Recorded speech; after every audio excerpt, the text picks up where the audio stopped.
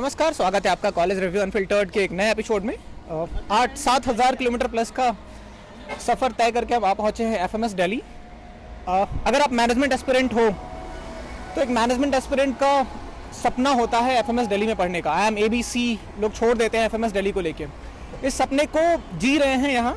इनके साथ हम हैं, इनसे बात करेंगे। नाम बता दीजिए आप अपना। अथर्व चौधरी। क्या परसेंटाइल रहा था आपका? क्या मेरा तो 99 परसेंटाइल रहा था आपका। और प्रोफाइल क्या रहा आपका? 999। हाँ। और engineering background? Engineering, mechanical engineer. अब थोड़ा सा मुझे इस पे बताओ कि एडमिशन का प्रोसेस क्या है, किस तरीके से आपकी पूरी जर्नी रही, पूरा प्रोसेस ही आप एक बार बता दो। तो पहला जो प्रोफाइल सिलेक्शन होता है मतलब इंटरव्यू कॉल के लिए, सो इट इज़ 40-30-30 मतलब कैट का जो स्कोर है उसमें VAIC के 40%, 30% DILR एंड 30% क्वांट्स। ठीक है। उसके बेसिस पे वो शॉर्ट लिस्ट निकालेंगे कौन से बच्चों को इंटरव्यू है। ठीक है। और ये तो स्टार्टिंग की प्रोसेस हो गई इंटरव्यू के लिए call. And after interview convert होने के लिए कैसा है कि 100 में से 60% कैट है। 60% कैट मतलब ओवरऑल कैट का score.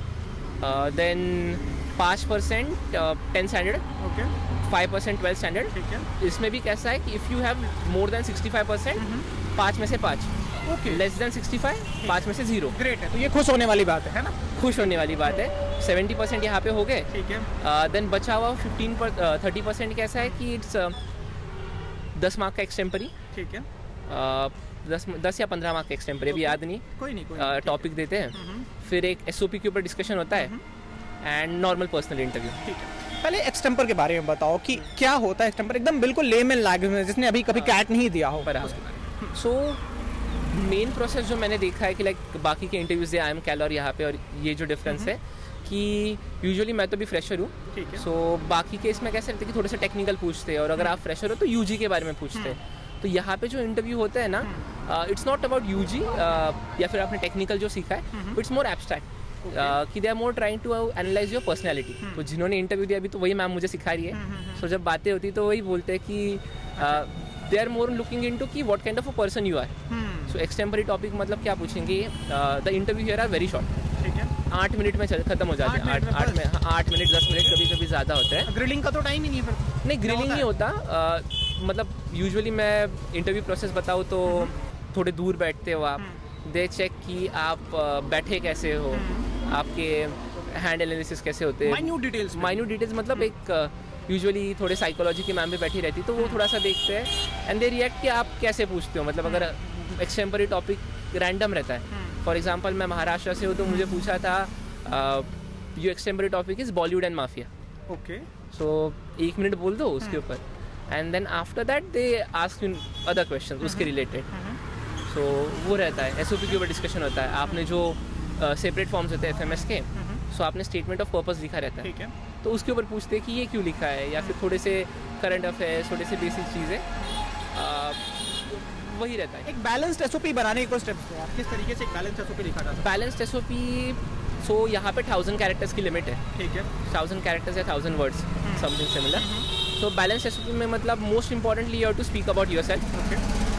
Then you have to speak कि आपको FMS क्यों आना है। ओके।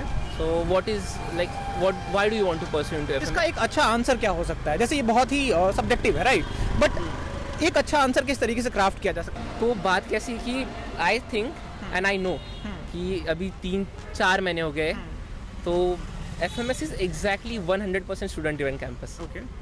बाकी कॉलेज मतलब आप बोल सकते होगे नहीं होगे, बट यहाँ पे 100% हर एक चीज़ स्टूडेंट्स थ्रू होती है। ओके। हर एक %। ठीक है। एंड आप बोल सकते हो कि सिंस इट्स यहाँ पे डे स्कॉलर की कंसेप्ट है, रेसिडेंशियल कोर्स नहीं है। ठीक है। सो आप कैसे कि आप दिल्ली घूम सकते हो, आपको वो भी आइडिया होगा, तो आप वो सब कर सकते हो। आपको बाकी अपॉर्चुनिटीज़ मिलती है, प्लस सेमेस्टर पैटर्न है। तो जिन लोगों को पहले से सेमेस्टर पैटर्न की आदत है, तो उनको उसकी आदत कंटिन्यूटी होती है, बिकॉज UG में साल में 2 सेमेस्टर की वो भी आदत रहती है।